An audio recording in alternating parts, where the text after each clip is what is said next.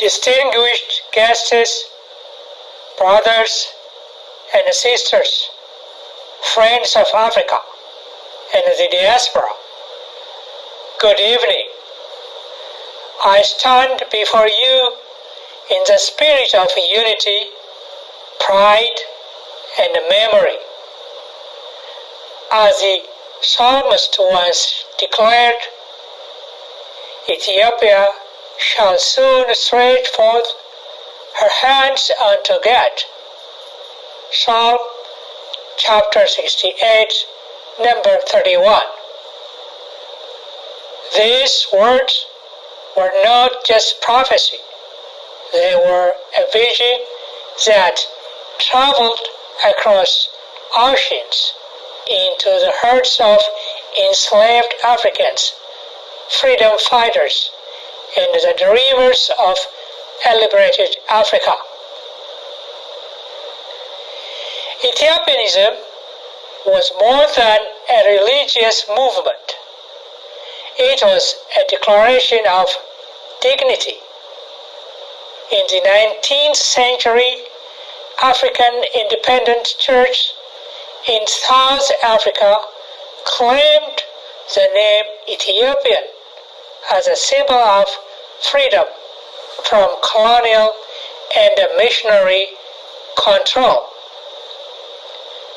To African Americans, Ethiopia represented a spiritual homeland, the one ancient African kingdom that remained uncolonized, sovereign, and proud.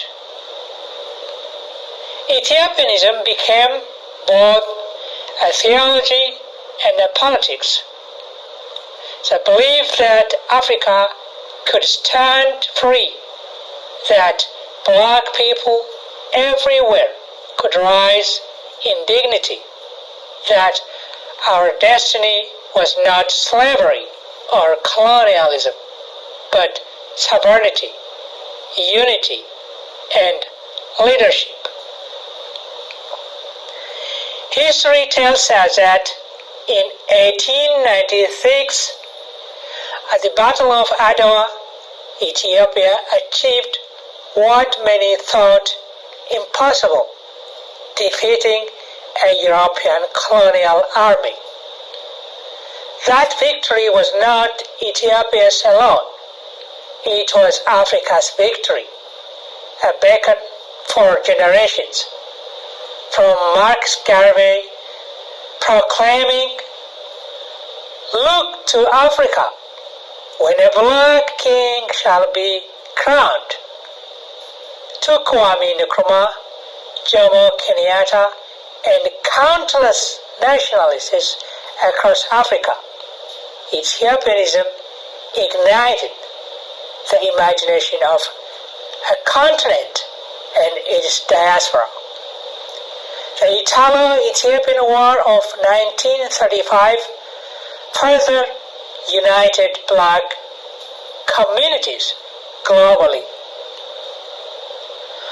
Harlem's streets filled with rallies, churches held vigils, and the Ethiopian World Federation was born here in New York, linking Ethiopia with the struggles of African Americans.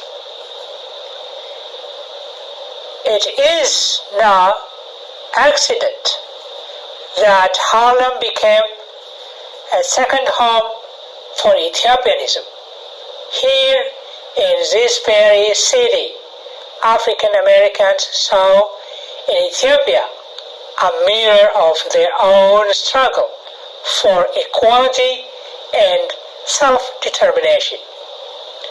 Harlem gave voice to Ethiopianism, making it not just a religious or national symbol, but a Pan-African philosophy of liberation.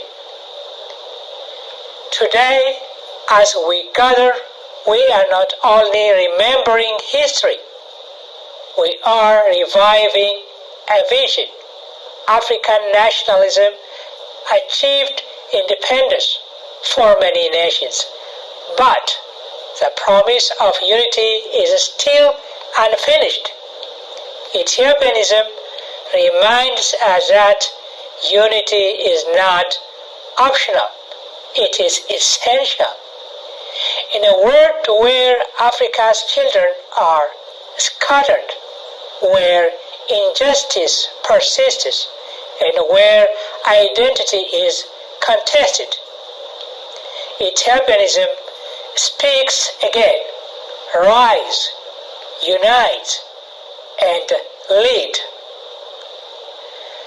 Let us take this celebration beyond memory. Let us create Ethiopianism study circles and youth programs. Let us host cultural festivals that tell our children the story of Adwa, of Harlem, of Ethiopia's pride. Let us build bridges between Africa and her diaspora, between churches, universities, and movements for justice. For Ethiopianism is not only history, it is a living fire waiting to guide a new generation.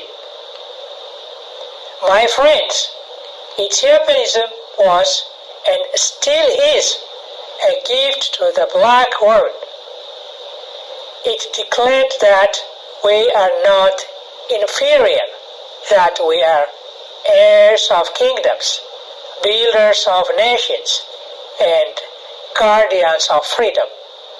As we celebrate tonight, let us proclaim together: Ethiopia's victory was Africa's victory.